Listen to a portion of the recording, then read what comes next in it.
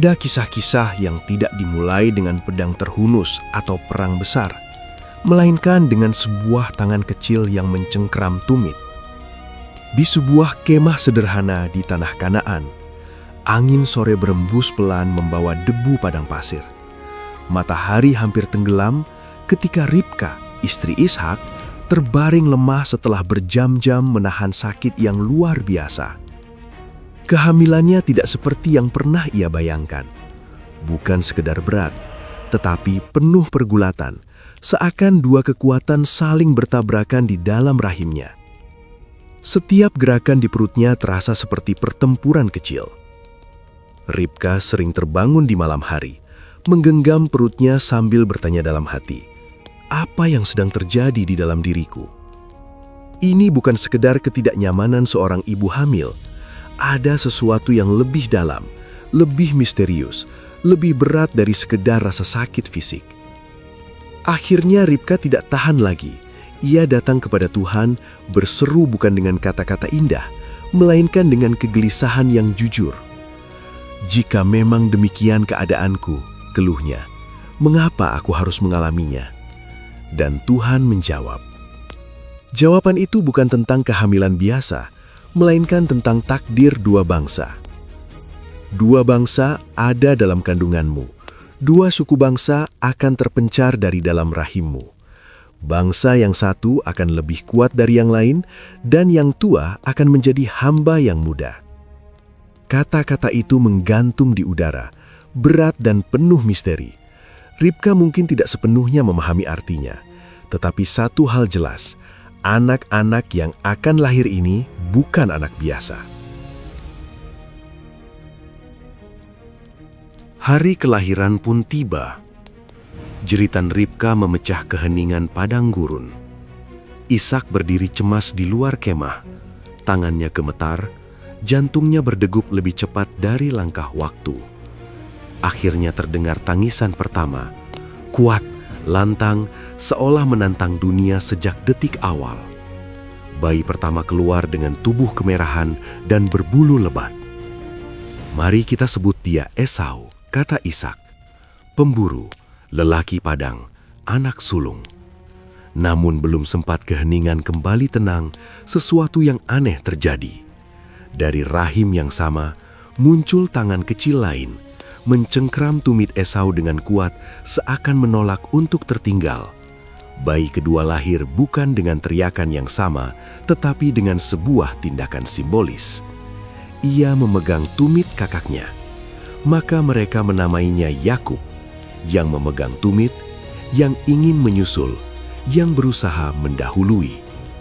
Sejak detik pertama hidupnya, Yakub sudah bergulat, tidak dengan kata-kata, tidak dengan kekerasan, tetapi dengan cara halus, diam-diam, namun penuh tekad. Hari-hari berlalu, dan perbedaan antara kedua anak itu semakin nyata. Esau tumbuh menjadi pria padang belantara. Ia mencintai bau tanah basah, suara angin di antara pepohonan, dan sensasi mengejar mangsa. Tubuhnya kuat, langkahnya lebar, tawanya keras. Ia hidup dari insting dan dorongan sesaat. Yakub berbeda. Ia lebih sering berada di dekat kemah. Ia mengamati, mendengar, mengingat. Ia belajar membaca ekspresi wajah ayah dan ibunya. Ia memahami kapan harus diam dan kapan harus berbicara. Yakub bukan anak yang kuat secara fisik, tetapi pikirannya tajam. Ia tidak berlari mengejar rusa, tetapi ia menunggu kesempatan. Ishak mencintai Esau. Ribka mengasihi Yakub. Dan dari sinilah benih konflik mulai tumbuh, pelan tapi pasti. Yakub mendengar cerita-cerita tentang Abraham, tentang janji Tuhan, tentang perjanjian kekal, tentang berkat yang turun-temurun. Semua itu tertuju pada hak kesulungan, sebuah posisi yang bukan sekedar soal urutan lahir, tetapi tentang tanggung jawab rohani, kepemimpinan, dan janji ilahi. Yakub menginginkannya, bukan sekedar karena iri, bukan hanya karena ambisi, tetapi karena di dalam hatinya ia percaya, "Aku tidak diciptakan untuk berada di belakang." Namun cara Yakub mengejar apa yang ia yakini benar masih dibungkus oleh ego dan keakuan. Ia belum belajar mempercayai Tuhan sepenuhnya.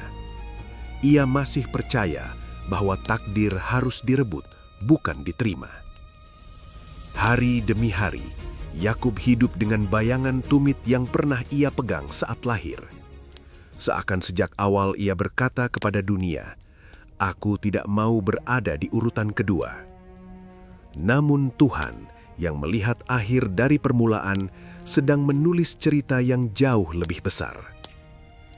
Yakub belum tahu bahwa tangan kecil yang dulu memegang tumit itu suatu hari akan berpegangan langsung dengan Tuhan sendiri. Belum tahu bahwa sifatnya yang suka mendahului akan dihancurkan. Belum tahu bahwa namanya akan diubah. Belum tahu bahwa kemenangannya justru akan lahir dari kekalahan ego.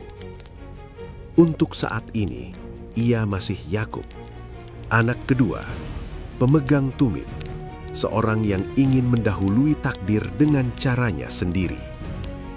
Dan inilah awal dari sebuah perjalanan panjang, perjalanan dari penipu menjadi pendoa, dari penggenggam tumit menjadi orang yang berpegang pada Tuhan.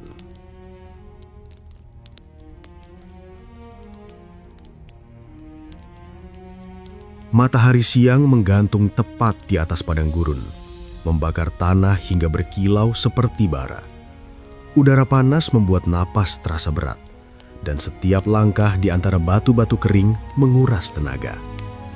Di kejauhan, bayangan seorang pria tampak berjalan tertatih, tubuhnya dibungkukkan oleh kelelahan. Itu Esau. Hari itu ia kembali dari perburuan dengan tangan kosong.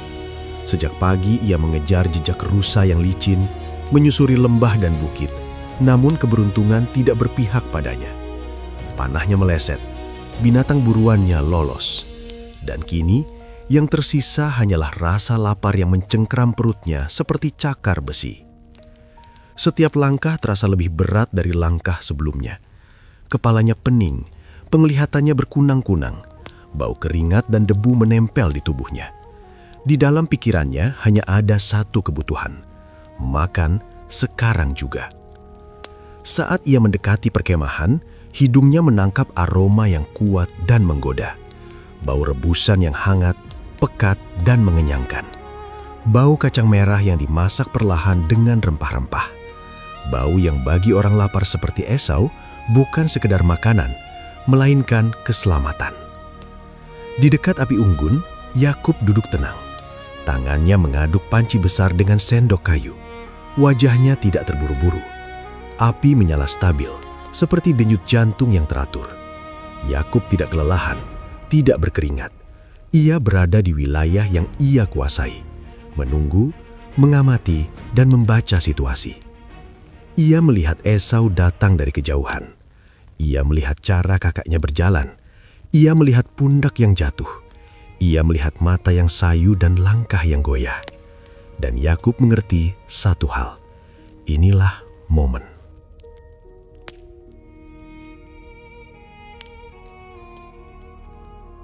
Mendekat tanpa basa-basi, suaranya serak, hampir putus. "Berilah aku makan dari masakan merah itu, aku sangat lelah." Ia tidak menyebut hak kesulungan. Ia tidak memikirkan masa depan. Ia bahkan tidak meminta dengan sopan. Yang ia pikirkan hanya satu, kenyang sekarang. Yakub berhenti mengaduk. Api memantulkan cahaya di matanya. Ia menatap Esau dengan tenang, terlalu tenang untuk seorang adik yang dimintai tolong oleh kakaknya yang sekarat kelaparan. Lalu ia berkata, pelan namun jelas, "Juallah kepadaku hak kesulunganmu." Kata-kata itu jatuh seperti batu ke tanah kering. Esau terdiam sejenak. Ia menatap Yakub, seakan mencoba mencerna apa yang baru saja ia dengar. Hak kesulungan? Saat ini? Dalam kondisi seperti ini? "Aku hampir mati," jawab Esau dengan nada kesal. "Apa gunanya hak kesulungan bagiku? Kalimat itu bukan hanya keluhan lapar, itu adalah pengakuan hati.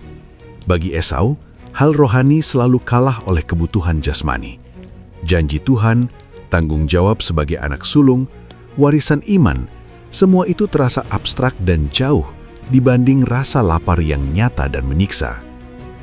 Yakub tidak berjawab dengan emosi. Ia tidak berteriak. Ia tidak memaksa. Ia hanya menunggu, seperti seorang pedagang yang tahu pembelinya sudah tidak punya pilihan. "Bersumpahlah dahulu," katanya. Esau tertawa kecil, pahit dan lelah. "Baiklah, ambillah." Dan di sanalah, tanpa pedang, tanpa darah, tanpa peperangan, masa depan berpindah tangan. Hak kesulungan, sesuatu yang dijanjikan Tuhan sejak sebelum mereka lahir, dijual demi semangkuk kacang merah.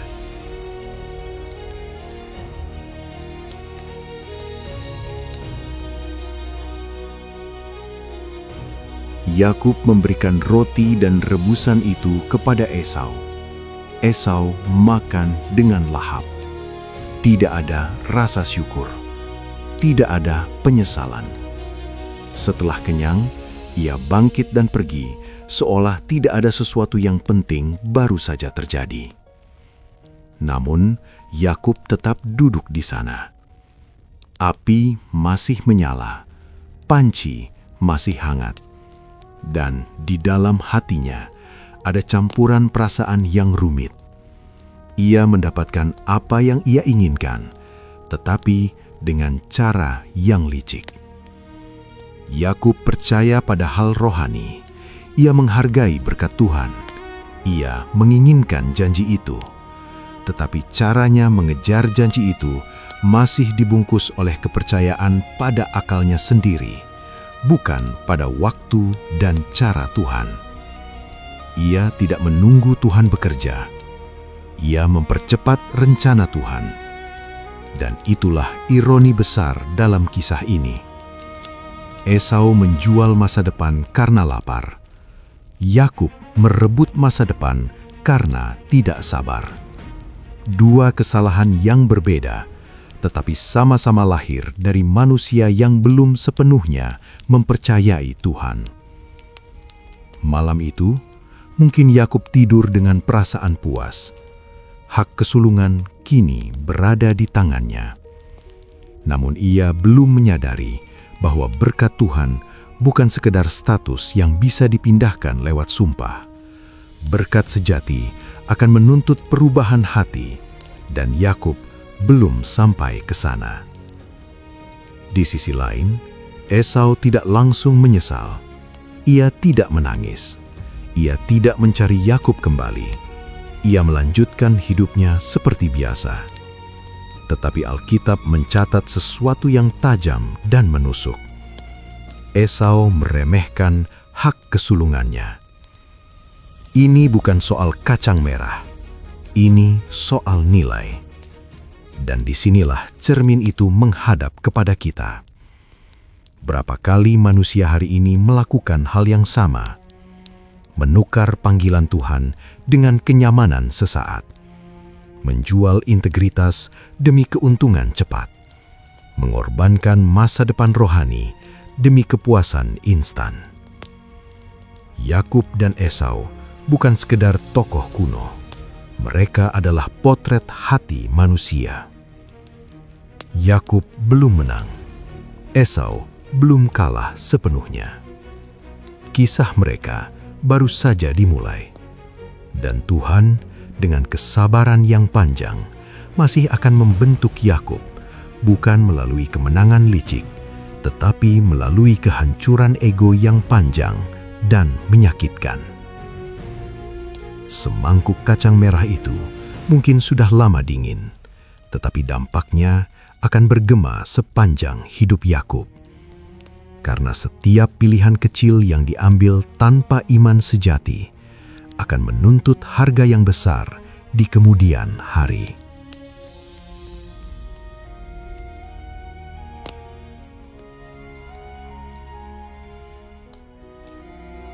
Usia tidak hanya mencuri kekuatan dari tubuh Ishak, tetapi juga cahaya dari matanya.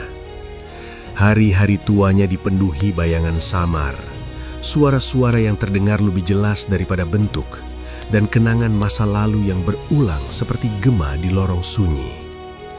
Ia tahu hidupnya mendekati senja, dan seperti para leluhur sebelumnya, ia ingin menutup perjalanan hidupnya dengan satu tindakan terakhir yang sakral, memberkati anak sulungnya.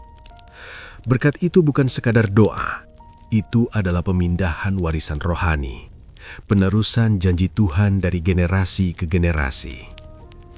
Ishak memanggil Esau. "Anakku," katanya dengan suara rapuh, "aku sudah tua. Aku tidak tahu kapan aku akan mati. Ambillah senjatamu, pergilah berburu, dan siapkan makanan yang kusukai. Setelah aku memakannya, jiwaku akan memberkatimu." Esau tidak bertanya, ia tidak ragu, ia berangkat segera. Namun kata-kata itu tidak hanya didengar oleh Esau. Di sudut kemah, Ribka mendengar semuanya. Ia mengingat nubuatan Tuhan bertahun-tahun lalu, yang tua akan melayani yang muda. Ia mengingat bagaimana Yakub memperoleh hak kesulungan. Dan di dalam hatinya ada ketakutan, bukan kepada Tuhan, tetapi kepada waktu. Bagaimana jika berkat itu jatuh ke tangan Esau? Bagaimana jika rencana Tuhan gagal karena kelambanan manusia? Ribka tidak menunggu Tuhan bertindak. Ia memilih bertindak untuk Tuhan, dan disitulah kesalahan besar dimulai.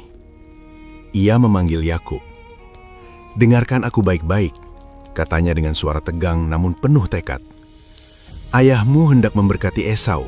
Sekarang, lakukan apa yang kukatakan. Ambil 2 anak kambing terbaik, aku akan memasak makanan yang disukai ayahmu. Engkau akan membawanya kepadanya dan menerima berkat itu." Yakub membeku. "Ayahku tidak dapat melihat," jawabnya pelan, "tetapi ia bisa meraba. Esau berbulu, aku tidak. Jika ia menyentuhku, aku akan terlihat seperti penipu. Aku tidak akan mendapat berkat, melainkan kutuk."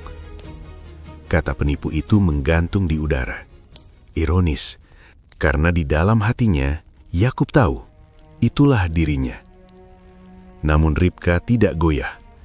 "Biarlah kutuk itu jatuh kepadaku," katanya cepat. "Taatilah perkataanku." Yakub menuruti ibunya. Ia mengenakan pakaian Esau, pakaian yang berbau padang dan keringat perburuan. Kulit kambing disampirkan di tangan dan lehernya. Setiap lapisan penyamaran itu bukan hanya menutupi tubuhnya, tetapi juga menebalkan jarak antara dirinya dan kejujuran. Saat Yakub melangkah menuju kemah ayahnya, jantungnya berdetak keras. Setiap langkah terasa seperti melangkah ke jurang. Namun, ia tetap berjalan. "Ibu, ayah," katanya dengan suara yang diubahnya agar terdengar lebih berat. Ishak mengernyit. "Siapakah engkau, anakku?" Dan di sanalah kebohongan itu lahir sepenuhnya. "Aku Esau, anak sulungmu."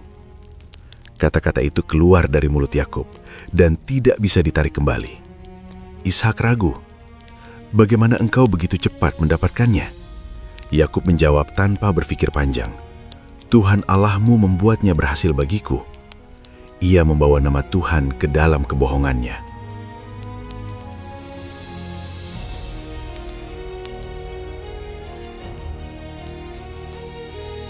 Ishak menyentuh tangan Yakub. Kulit kambing itu menipu indera tuanya. Suara memang Yakub, tetapi tangan itu seperti tangan Esau. Dan akhirnya ia menyerahkan berkat yang paling diinginkan Yakub. Berkat yang seharusnya menjadi mahkota, tetapi kini terasa seperti barang curian. Ketika Yakub keluar, berkat itu sudah diucapkan, tidak bisa ditarik kembali. Namun belum sempat napasnya tenang, Esau datang. Dengan penuh harapan ia berkata, "Bangunlah ayahku dan makanlah supaya engkau memberkatiku." Ishak gemetar. "Siapakah engkau?"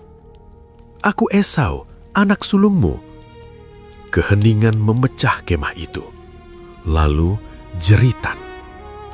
Jeritan Esau bukan sekedar marah, itu adalah jeritan kehilangan. Ia menangis keras, memohon, "Bukankah engkau punya berkat lain bagiku?" Namun berkat itu sudah pergi, dan kemarahan Esau berubah menjadi sumpah. "Setelah ayah kita mati, aku akan membunuh Yakub." Ribka mendengarnya, dan untuk kedua kalinya Yakub harus lari. Namun kali ini ia tidak lari sebagai anak biasa. Ia lari sebagai penipu yang diberkati, sebuah paradoks yang berat untuk ditanggung. Ia meninggalkan rumah, meninggalkan ayah, meninggalkan ibu, meninggalkan tanah kelahirannya. Yakub memperoleh apa yang ia kejar, tetapi kehilangan segalanya. Di jalan yang sunyi, di bawah langit yang dingin, Yakub berjalan sendirian. Tidak ada pesta, tidak ada perayaan, tidak ada rasa menang. Yang ada hanya ketakutan dan penyesalan yang belum sempat ia pahami sepenuhnya. Berkat itu nyata, namun damai sejahtera belum hadir. Karena Tuhan tidak hanya ingin memberkati Yakub, ia ingin mengubahnya. Dan perubahan itu tidak dimulai di rumah yang nyaman, melainkan di jalan pelarian.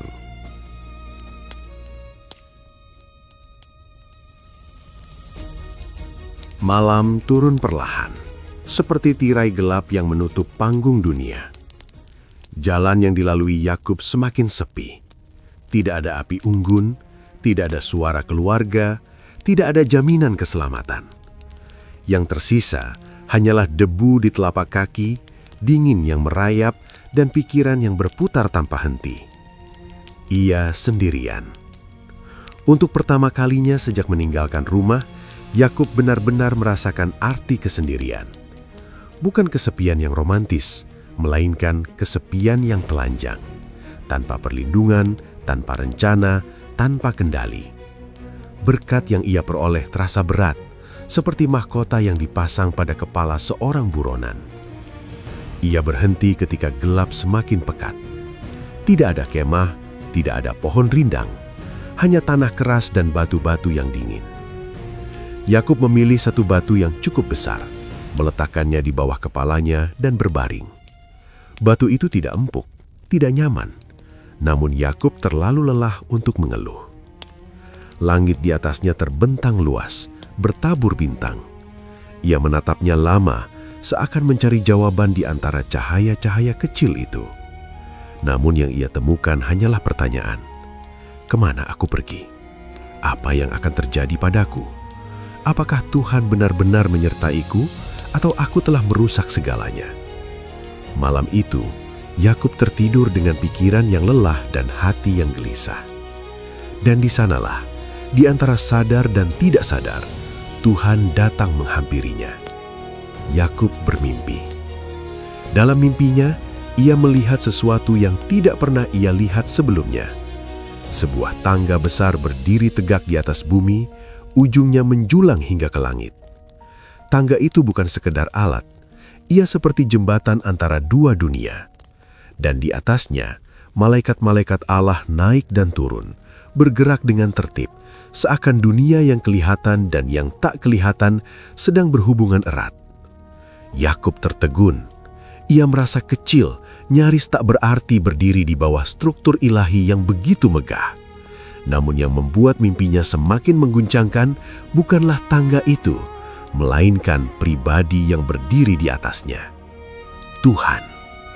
Bukan sebagai konsep, bukan sebagai cerita nenek moyang, tetapi sebagai pribadi yang hadir dan berbicara. "Aku adalah Tuhan, Allah Abraham ayahmu dan Allah Ishak. Tanah tempat engkau berbaring ini akan kuberikan kepadamu dan kepada keturunanmu. Keturunanmu akan menjadi seperti debu tanah banyaknya, dan melalui engkau, semua kaum di muka bumi akan mendapat berkat."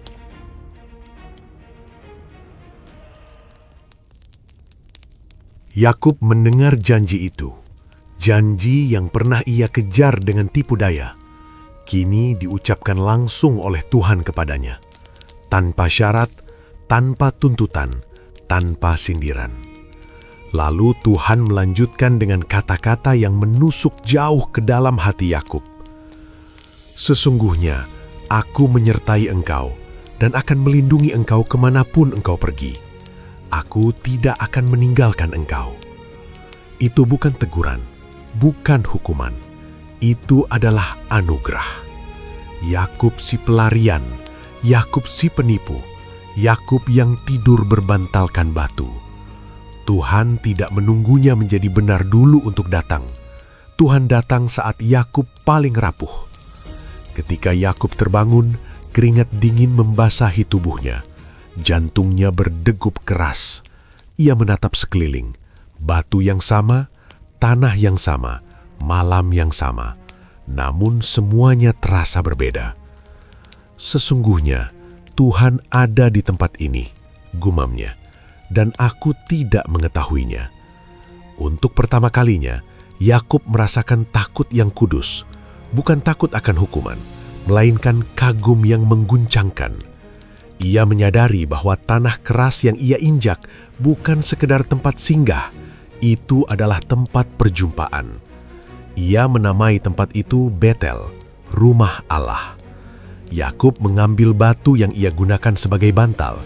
Ia mendirikannya sebagai tugu dan menuangkan minyak di atasnya. Tindakan sederhana, namun syarat makna.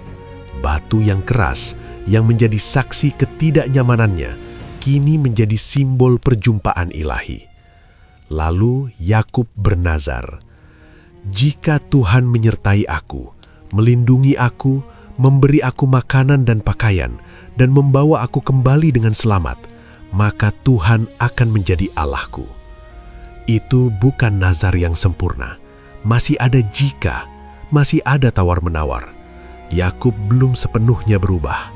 Namun disitulah keindahan proses Tuhan. Ia tidak menuntut kesempurnaan seketika. Betel bukan akhir perjalanan Yakub. Betel adalah awal kesadaran.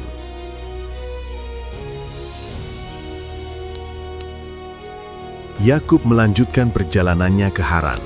Ia masih membawa sifat lamanya. Ia masih akan menipu dan ditipu. Ia masih akan mengandalkan akalnya. Namun sejak malam itu, satu hal telah berubah. Yakub tahu bahwa Tuhan tidak hanya ada di kemah ayahnya, tetapi juga di jalan pelarian. Tangga itu tidak pernah disebutkan lagi, namun maknanya tinggal. Surga tidak jauh, Tuhan tidak jauh, bahkan bagi seorang Yakub. Dan batu itu yang pernah menjadi alas kepala seorang pelarian, menjadi saksi bahwa Tuhan seringkali memulai perubahan besar di tempat yang paling tidak nyaman.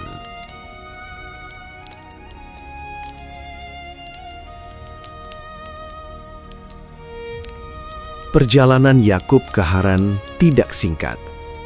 Hari-hari panjang di padang gurun memberinya banyak waktu untuk berpikir dan terlalu sedikit untuk melarikan diri dari pikirannya sendiri.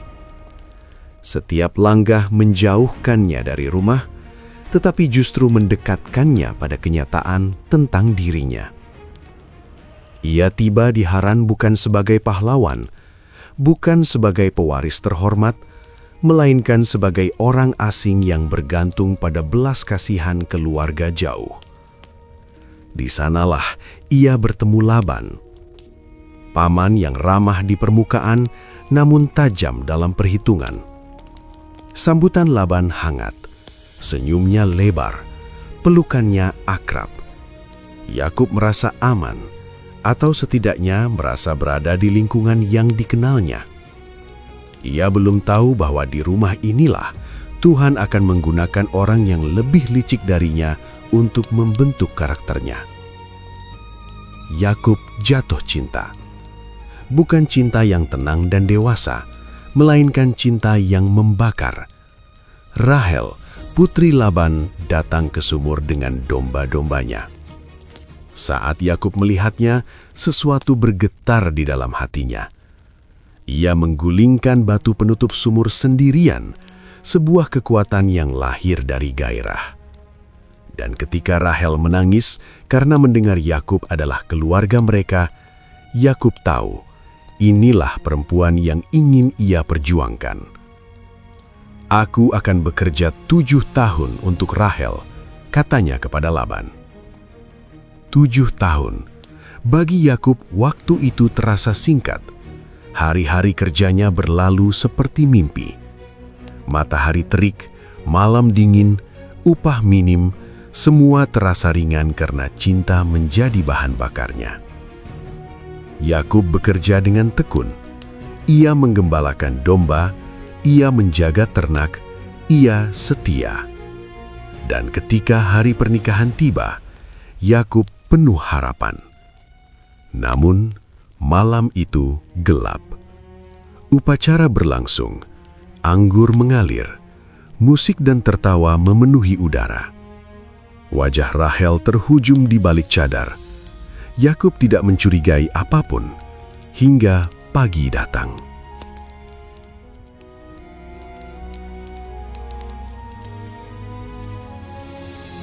Ketika cahaya menyentuh wajah perempuan di sisinya, Yakub terkejut. Bukan Rahel, itu Lea. Hatinya jatuh, dadanya sesak. Dunia yang ia bangun runtuh dalam satu tarikan nafas.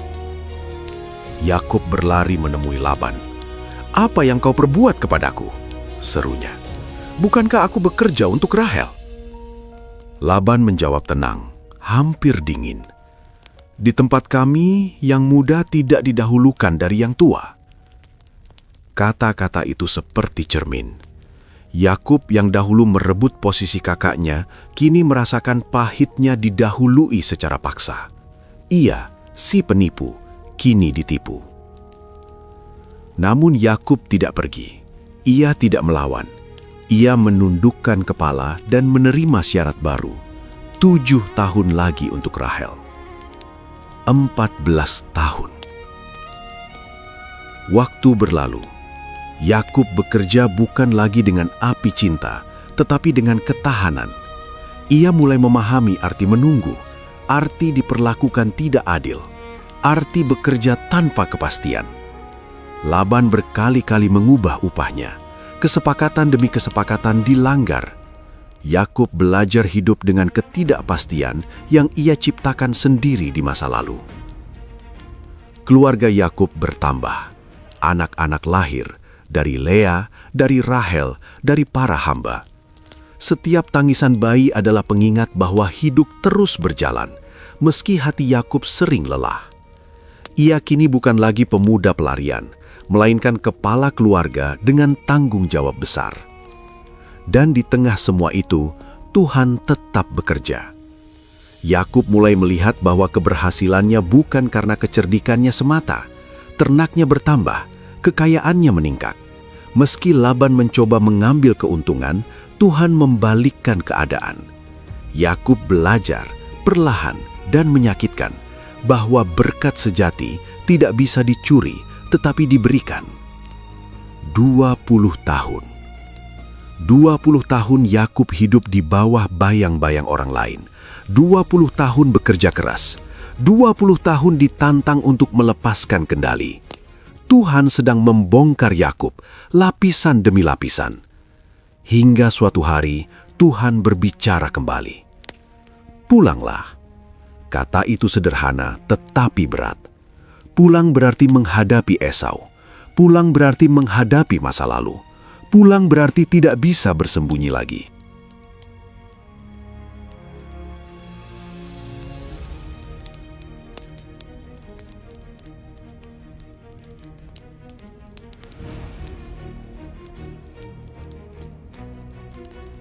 Yakub kini bukan lagi anak muda licik. Ia adalah pria yang telah ditempa oleh waktu, kerja keras, dan ketidakadilan. Namun satu hal masih tersisa, ketakutan lama. Dan Tuhan tahu, Yakub belum selesai dibentuk. Haran bukan tempat hukuman. Haran adalah tempat pembentukan. Di sanalah Yakub belajar bahwa sebelum Tuhan mengubah namanya, Ia akan mengubah hatinya.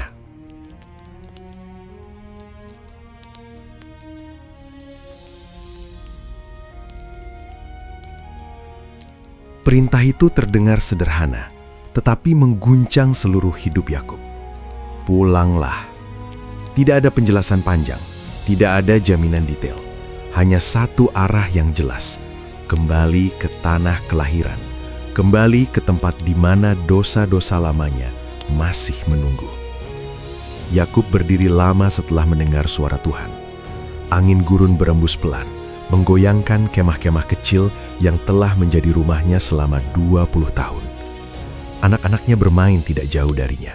Tawa mereka terdengar ringan, terlalu ringan untuk beban yang kini mengisi dadanya. Pulang berarti Esau. Pulang berarti luka lama. Pulang berarti kemungkinan kematian. Namun Yakub tahu satu hal, menolak perintah Tuhan akan lebih berbahaya daripada menghadapi kakaknya. Maka ia berangkat. Rombongan Yakub panjang, istri-istrinya, anak-anaknya, ternak-ternaknya, segala hasil jerih payah 20 tahun ikut bergerak bersamanya. Dari kejauhan, mereka tampak seperti kafilah yang makmur. Namun di dalam diri Yakub ada kegelisahan yang tak bisa ditutupi oleh kekayaan. Setiap langkah mendekatkannya pada masa lalu yang belum selesai. Di tengah perjalanan, sesuatu yang aneh terjadi. Malaikat-malaikat Allah menampakkan diri. Yakub terhenti. Ia mengenali suasana itu, bukan dengan mata jasmani semata, tetapi dengan roh yang pernah disentuh di Betel. Ia sadar, Tuhan masih menyertainya. Tempat itu ia namai Mahanaim, dua perkemahan. Seakan ada dua dunia yang bertemu, dunia manusia yang penuh ketakutan, dan dunia ilahi yang penuh kuasa.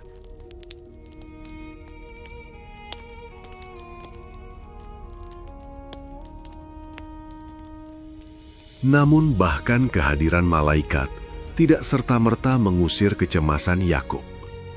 Ia mengirim utusan kepada Esau. Pesannya dirangkai dengan hati-hati. Yakub tidak menyebut dirinya sebagai pemilik hak kesulungan. Ia tidak mengklaim berkat. Ia menyebut dirinya hamba dan Esau sebagai tuannya.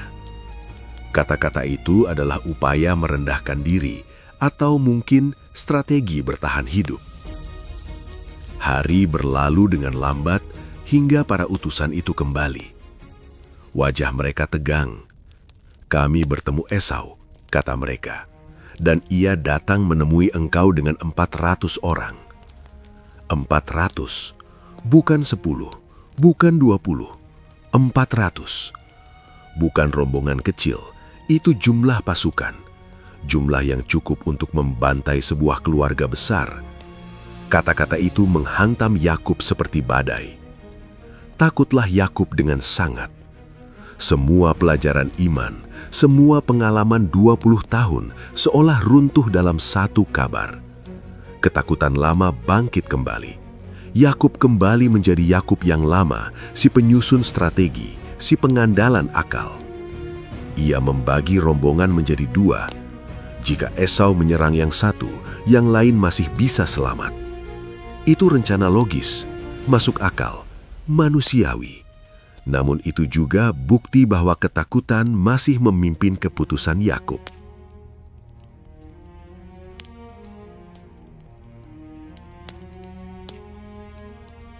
Malam itu, Yakub tidak tidur nyenyak.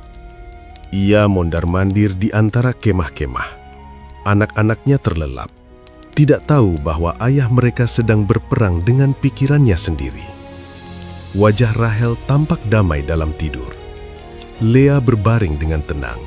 Semua yang ia cintai kini berada dalam bahaya, dan itu karena masa lalunya. Yakub berhenti. Untuk pertama kalinya setelah sekian lama, ia tidak menyusun strategi. Ia berdoa. Doanya tidak puitis, tidak indah, tetapi jujur. "Ya Tuhan Allah ayahku Abraham dan Allah ayahku Ishak," katanya dengan suara gemetar, "Engkaulah yang berfirman kepadaku untuk pulang. Aku tidak layak menerima kasih setiamu. Aku takut kepada Esau. Lepaskanlah aku dari tangannya."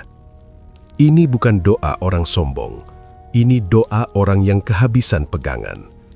Namun setelah doa itu selesai, Yakub masih melakukan satu hal lagi, sesuatu yang menunjukkan betapa dalam sifat lamanya tertanam. Ia menyiapkan persembahan besar bagi Esau. Ternak demi ternak dikirim dalam rombongan terpisah. Unta, kambing, lembu, semuanya dihitung dengan cermat. Setiap rombongan membawa pesan yang sama. Ini dari hambamu Yakub. Yakub berharap lapis demi lapis hadiah itu akan melunakkan hati Esau. Jika doa belum cukup, mungkin hadiah bisa membantu. Malam semakin larut. Yakub memindahkan keluarganya menyeberangi sungai Yabok. Anak-anak digendong, ternak diarahkan perlahan. Semua sudah diseberang, kecuali Yakub. Ia berdiri sendirian di sisi sungai. Air mengalir pelan, memantulkan cahaya bulan. Angin malam menusuk tulang. Tidak ada suara lain selain gemericik air dan detak jantungnya sendiri. Untuk pertama kalinya, Yakub benar-benar sendiri. Tidak ada keluarga, tidak ada ternak, tidak ada strategi. Hanya dirinya dan Tuhan. Yakub tidak tahu bahwa malam itu bukan sekadar malam sebelum bertemu Esau. Itu adalah malam sebelum ia bertemu dirinya yang sebenarnya. Segala hal yang ia andalkan akan dilucuti. Segala topeng akan ditanggalkan. Segala kekuatan palsu akan dipatahkan. Ketakutan di Mahanaim hanyalah pintu masuk. Di seberang sungai Yabok, sesuatu yang jauh lebih besar sedang menantinya. Karena sebelum Yakub berdamai dengan Esau, ia harus bergulat dengan Tuhan. Dan malam itu adalah malam yang akan mengubah takdirnya selamanya.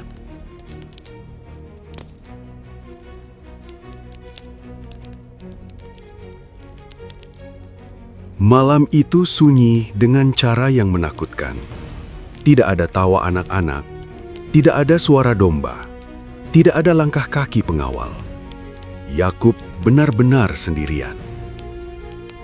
Sungai Yabok mengalir pelan di dekatnya.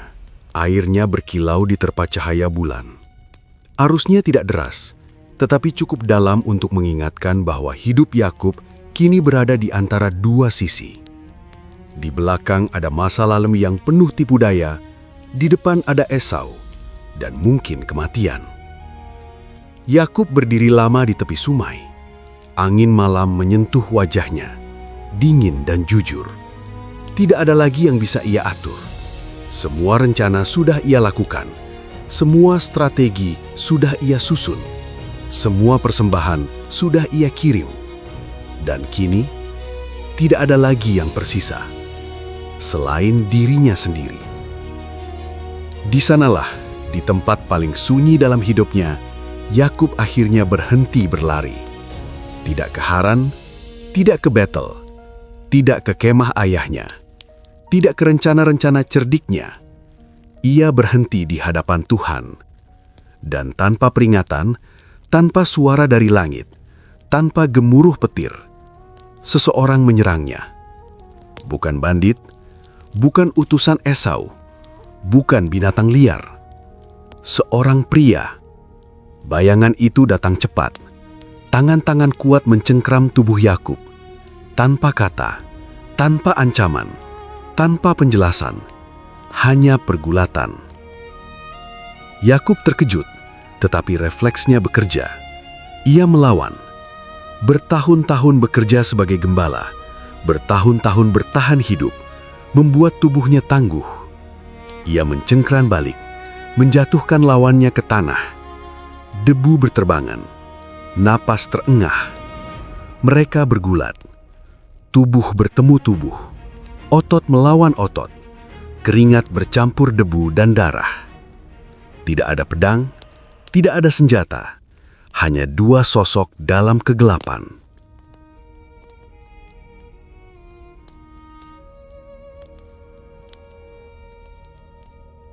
Waktu berjalan aneh malam itu. Tidak jelas berapa lama mereka bergumul. Jam terasa berhenti.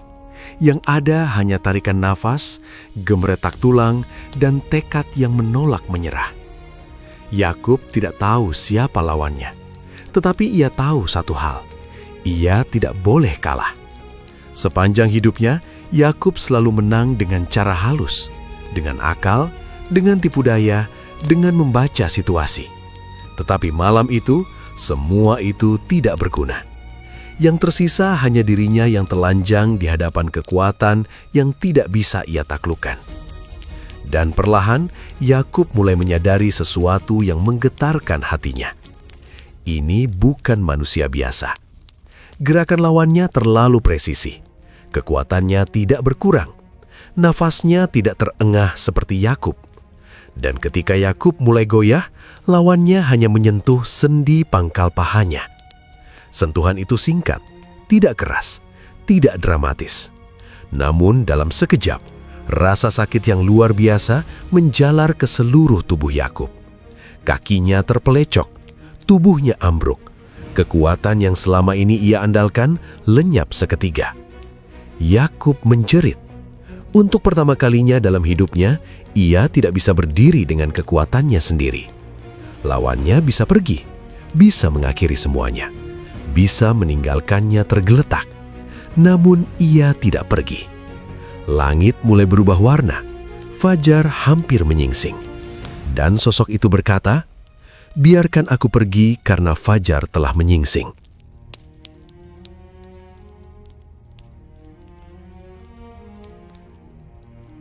Di titik inilah, sesuatu di dalam diri Yakub retak sepenuhnya. Ia tidak lagi mencengkeram untuk menang, ia mencengkeram untuk bertahan. Dengan kaki pincang, dengan tubuh lemah, Yakub memeluk lawannya, bukan sebagai petarung, tetapi sebagai orang yang putus asa. Dan dari mulut yang selama ini terbiasa berbohong, keluar kalimat yang paling jujur sepanjang hidupnya. "Aku tidak akan membiarkan engkau pergi jika engkau tidak memberkati aku." Bukan lagi merebut, bukan lagi menipu, bukan lagi menyamar. Yakub kini memohon. Ia akhirnya mengerti, berkat sejati tidak bisa dicuri, tidak bisa direbut, tidak bisa dimanipulasi. Berkat sejati hanya bisa diminta dengan hati yang hancur. Sosok itu bertanya, "Siapakah namamu?" Pertanyaan itu sederhana, tetapi berat. Yakub tidak bisa lagi menjawab dengan identitas palsu. Tidak bisa berkata, "Aku Esau." Tidak bisa bersembunyi di balik topeng. Dengan suara pelan, hampir bergetar, ia berkata, "Yakub." Penipu, pemegang tumit, manipulator. Ia mengakui siapa dirinya sebenarnya. Dan di sanalah Tuhan berbicara. "Namamu tidak akan disebut Yakub lagi, tetapi Israel, karena engkau telah bergulat dengan Allah dan dengan manusia, dan engkau menang."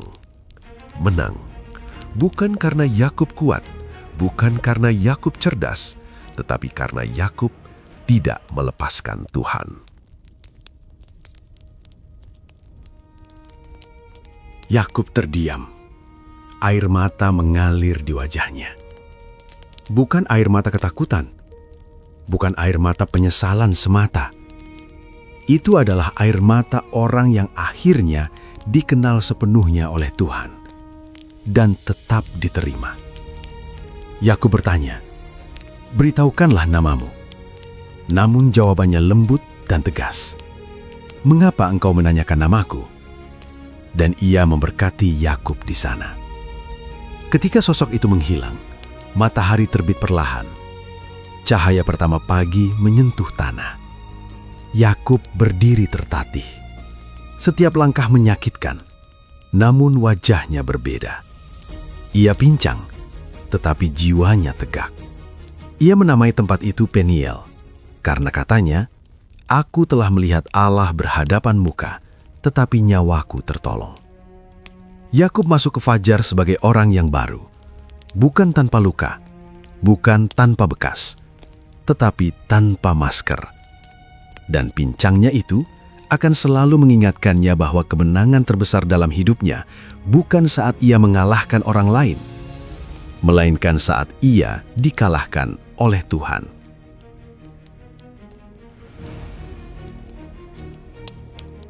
Matahari terbit perlahan di ufuk timur.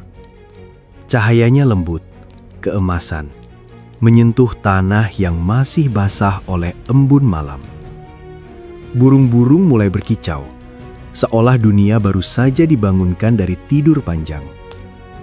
Alam berjalan seperti biasa, tetapi bagi Yakub, pagi itu tidak pernah biasa. Ia melangkah perlahan. Setiap langkah terasa sakit. Sendi pangkal pahanya masih nyeri. Kakinya pincang. Tubuhnya belum pulih dari pergulatan malam tadi. Namun di balik rasa sakit itu, ada ketenangan yang belum pernah ia rasakan sepanjang hidupnya. Yakub berjalan, tetapi bukan lagi sebagai Yakub. Ia kini Israel. Nama baru itu belum sepenuhnya ia pahami, tetapi ia merasakannya, seperti pakaian yang masih asing namun pas di hati. Identitas lama yang dibangun dari tipu daya, kecerdikan, dan manipulasi telah runtuh. Ia kini berdiri sebagai seseorang yang bergantung sepenuhnya pada Tuhan. Di kejauhan, ia melihat debu beterbangan. Esau datang, 400 orang bersamanya. Pemandangan itu dulu akan membuat Yakub lari, atau bersembunyi, atau menyusun rencana licik terakhir. Namun pagi itu, Israel tidak lari. Ia berhenti sejenak, menarik napas panjang. Rasa sakit di kakinya mengingatkan ia satu hal penting. Ia tidak lagi berjalan dengan kekuatannya sendiri. Ia mengatur keluarganya, bukan sebagai strategi cerdik, tetapi sebagai perlindungan sederhana. Ia menempatkan anak-anak dan istri-istrinya dengan tertib. Tidak ada kepanikan, tidak ada bisikan rahasia, tidak ada perintah tergesa-gesa. Lalu Israel melangkah maju. Sendirian, ia berjalan pincang menuju Esau.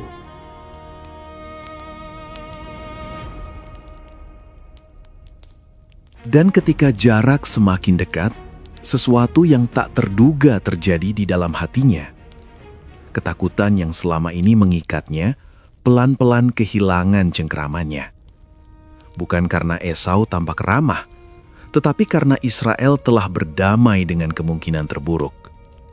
Ia sudah kalah semalam. Ia sudah menyerah. Ia sudah mati bagi egonya sendiri. Apapun yang terjadi pagi itu, hidupnya kini berada di tangan Tuhan. Israel berhenti beberapa langkah dari Esau. Lalu ia membungkuk. Bukan sekali, bukan 2 kali, 7 kali. Setiap bungkukan bukan sandiwara, bukan basa-basi politik. Itu adalah ekspresi hati yang telah diubahkan. Ia tidak lagi menuntut, ia tidak lagi merebut, ia menghormati. Esau terdiam. Ia menatap adiknya yang kini berjalan pincang. Wajah yang dulu licik kini terlihat rapuh. Mata yang dulu penuh perhitungan kini jujur dan terbuka. Esau tidak melihat penipu yang ia benci selama puluhan tahun. Ia melihat seorang pria yang telah ditempa oleh waktu dan luka. Dan tiba-tiba, Esau berlari. 400 orang di belakangnya berhenti. Dunia seakan menahan nafas. Israel tidak menghindar. Ia tidak mengangkat tangan untuk melindungi diri. Esau memeluknya. Pelukan itu kuat.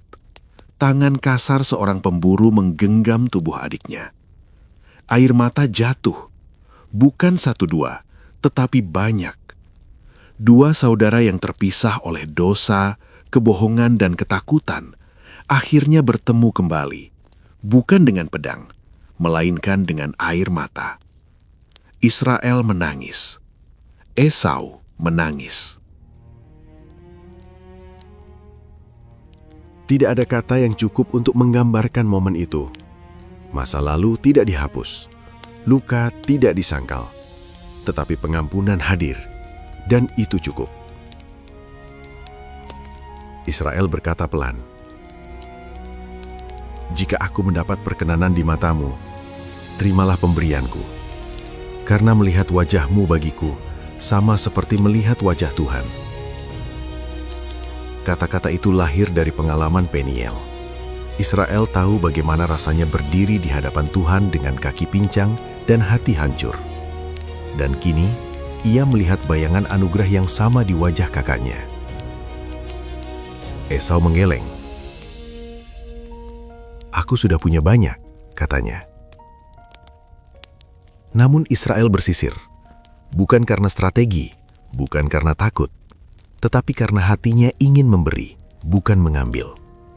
Dan Esau menerimanya. Pagi itu, Israel berdiri dengan kaki pincang, tetapi dengan punggung tegak. Ia tidak menang karena Esau lemah. Ia menang karena Tuhan telah lebih dulu menaklukkannya. Mereka berpisah dengan damai. Israel tidak kembali menjadi Yakub. Ia tidak kembali ke cara lama. Ia tidak kembali ke hidup yang mengandalkan kecerdikan diri. Ia melanjutkan perjalanan dengan langkah lambat, tetapi arah yang benar. Setiap kali ia melangkah dan rasa sakit menyengat, ia teringat satu hal. Inilah bekas perjumpaan dengan Tuhan. Luka itu bukan kutuk, itu tanda kasih. Tanda bahwa Tuhan tidak hanya berbicara, tetapi menyentuh. Tidak hanya berjanji, tetapi mengubah. Israel hidup selanjutnya bukan tanpa masalah. Anak-anaknya akan bertumbuh dengan dinamika mereka sendiri. Keluarganya tidak sempurna, tetapi satu hal telah berubah selamanya. Pusat hidupnya. Ia tidak lagi bertanya, "Bagaimana caranya aku menang?" Ia kini bertanya, "Bagaimana caranya aku setia?" Dan dari seorang pria pincang itulah, sebuah bangsa akan lahir. Bukan bangsa yang dibangun oleh kesempurnaan manusia, tetapi oleh anugerah Tuhan. Matahari pagi itu terus naik, cahaya semakin terang, dunia berjalan maju, dan Israel berjalan bersamanya, bukan sebagai penipu yang mengejar berkat, tetapi sebagai anak Tuhan yang hidup dari berkat yang telah diterimanya.